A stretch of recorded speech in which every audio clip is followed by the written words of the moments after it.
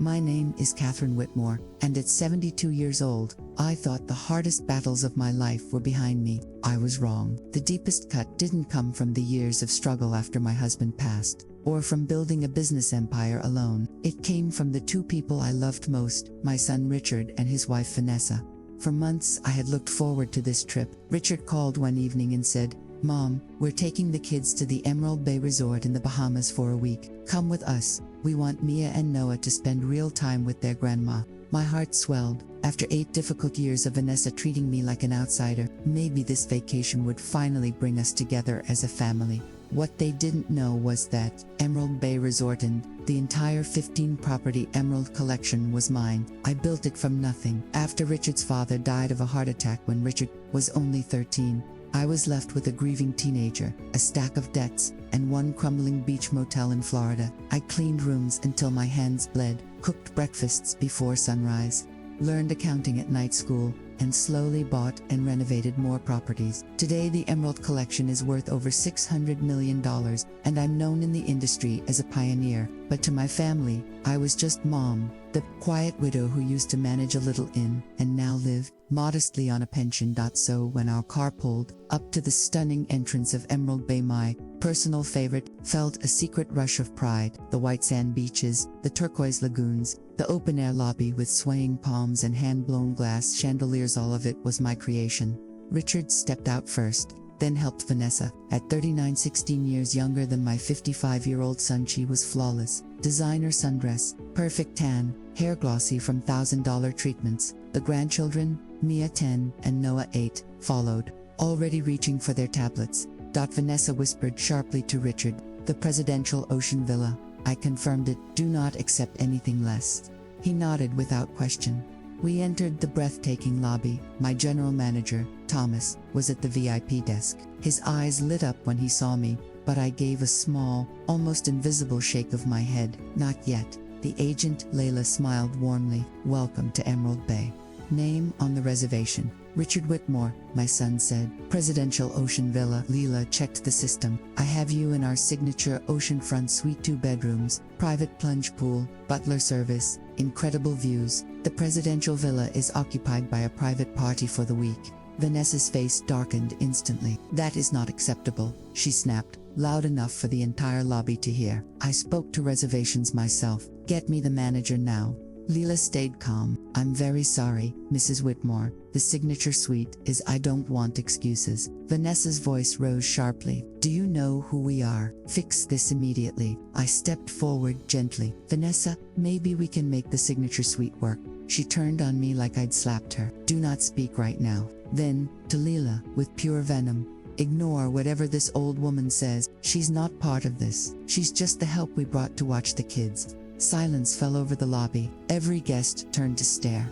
She raised her voice even more, pointing straight at me. "Don't talk to the old lady. She's nobody important. She's just the nanny, the babysitter. We only brought her because real childcare is expensive." I stood frozen, heat burning my face. In 72 years, no one had ever humiliated me like this in public. And then came the blow that broke something inside me. Richard laughed. A real, amused laugh, as if his wife had just told the best joke. "Vanessa, babe," he said, still smiling, "you're a savage. But yeah, Mom, just go sit over there and let us handle it." My heart shattered. This was my son, the boy I raised alone, the one I sacrificed everything for, and he was laughing while his wife publicly destroyed me. Phones were out, people were recording. Thomas looked ready to explode. One word from me and security would escort them out, but I couldn't embarrass Richard like that. So I picked up my bag and walked to the elevator alone, back straight, tears threatening. That night, in the beautiful suite they had complained about, I didn't sleep. I kept hearing Vanessa's words and Richard's laugh on repeat. The next morning, Richard knocked early. "Mom, we're doing breakfast. Then Vanessa and I have a spa morning and catamaran sail. Can you take Mia and Noah to the kids' beach camp? We'll be back late." No apology, no mention of the lobby. "Richard, about yesterday," he sighed. "Mom, don't make it dramatic." Vanessa was stressed about the room. "You know how she gets. Let's just enjoy the vacation." I swallowed my pain. "I'll watch the kids." He grinned. "Thanks, you're the best." At breakfast, Vanessa ruled the table, photographing food, sending plates back, correcting servers. The children barely looked at me. Later, by the pool, Mia asked, "Grandma, is it true you used to clean other people's houses?" "No, sweetheart, I built hotels. This one, in fact." Noah rolled his eyes. "Mom says you make up stories because you're embarrassed about being poor." The poison had been dripping for years. I spent the day as unpaid staff while Richard and Vanessa enjoyed my resort on my dime. That evening, alone on the balcony, watching the sunset, pain turned to ice-cold anger. Day 3, they left for a private island excursion, leaving me with the usual orders. I dropped the kids at the kids club I had designed myself, then walked the property. That's when I overheard them. They were in a private beach cabana, drinking with another couple. "She's getting really old," Vanessa was saying, "and old people, well, they don't last forever." Laughter.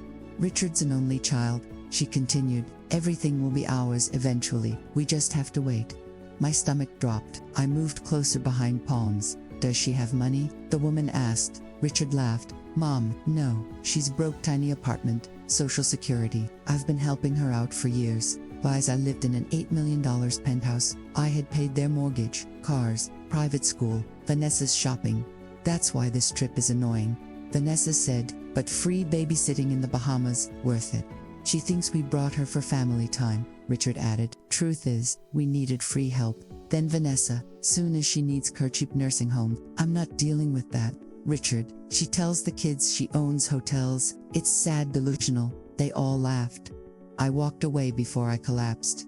That was the moment I stopped being the quiet, forgiving mother. I called Thomas. "It's time." I picked up Mia and Noah and spent the day making real building giant sandcastles, eating ice cream under palm trees. They started to see me differently. That night, Richard and Vanessa returned, ready for dinner. But I was waiting with Thomas and security.